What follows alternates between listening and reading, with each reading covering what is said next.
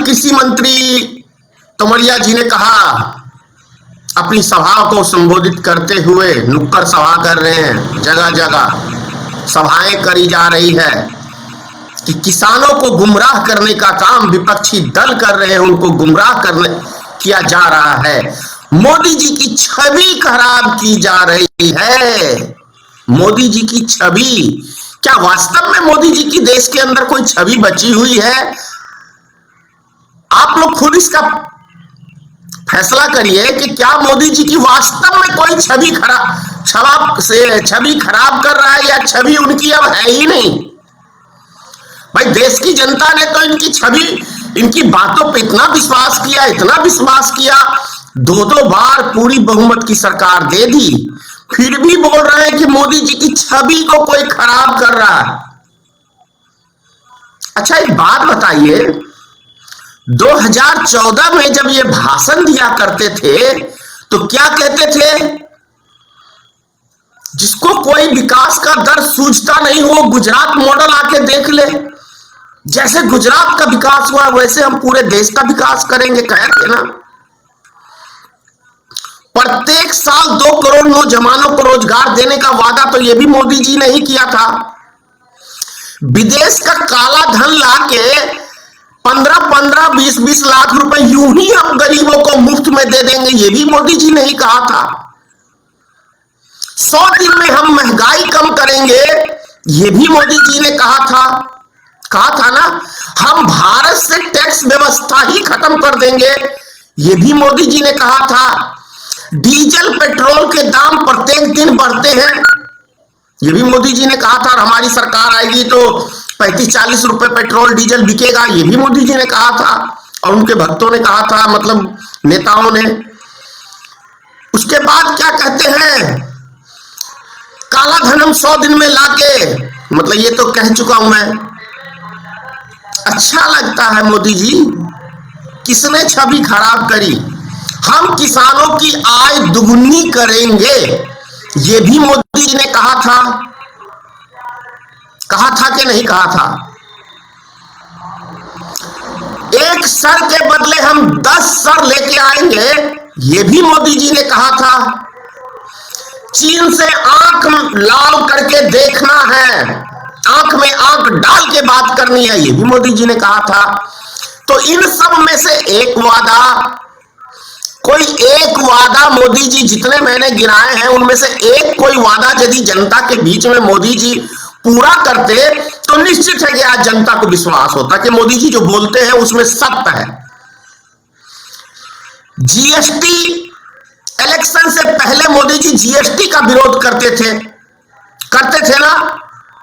आधार card का विरोध करते थे मोदी जी, एफडीआई का विरोध करते थे मोदी जी, करते थे कि नहीं करते थे? ये आप लोग खुद फैसला करिए।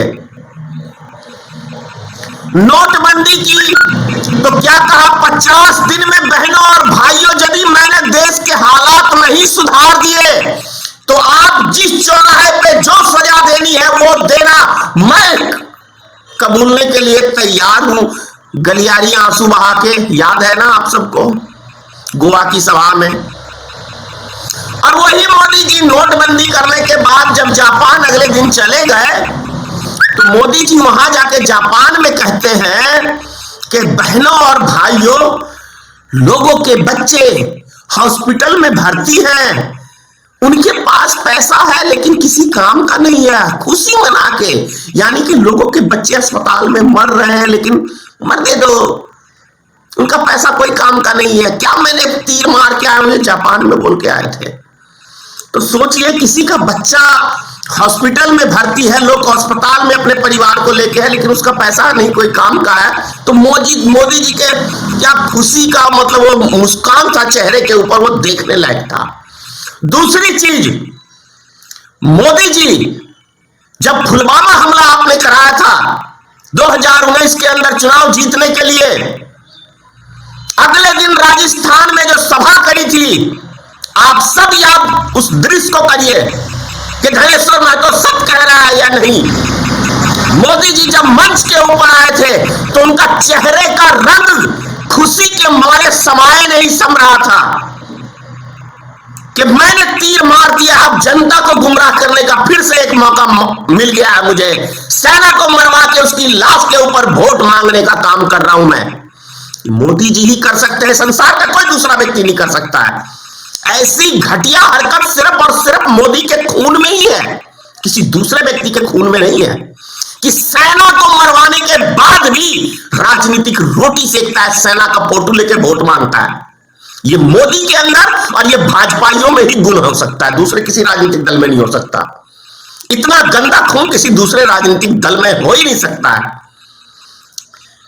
क्योंकि अब ये तोमड़िया साहब हमारे अन्नदाता किसान को बदनाम करने के लिए सब विपक्षी पार्टी के ऊपर आरोप लग रहे हैं, ये लगा रहे हैं, मतलब उनको बदनाम किया जा रहा है। पहले मीडिया के द्वारा बदनाम करने की साजिश रची गई है कि ये पाकिस्तानी है, ये खालिस्तानी है, ये आतंकवादी है, ये नक्सली है।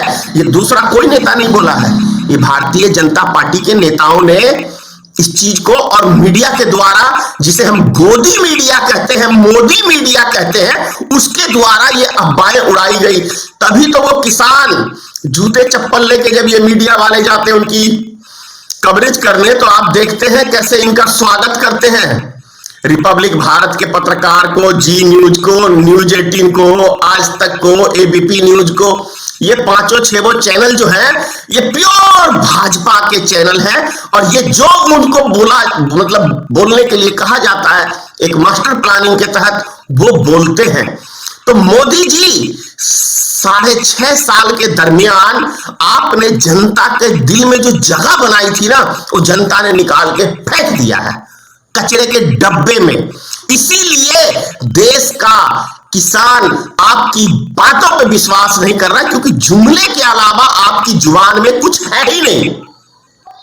जुमले के अलावा आपकी जुबान में कुछ है ही नहीं, और ना ही किसी भारतीय जनता पार्टी के नेता के जुबान पे भरोसा करने के लिए इस देश का किसान तैयार है। यहां तक तो शर्म से डूब मरने की बात यह है कि जब देश का सेना भी मोदी सरकार के खिलाफ खड़ा हो गया है और रिटायर्ड सैनिकों ने अपने वीर परमवीर चक्र तक भारत सरकार को रिटर्न कर दिया है, तो चुल्लू भर पानी नहीं देश के अंदर कहीं मिला मोदी सरकार को डूब मरने के लिए। चुल्लू भर पानी नहीं मिला कहीं।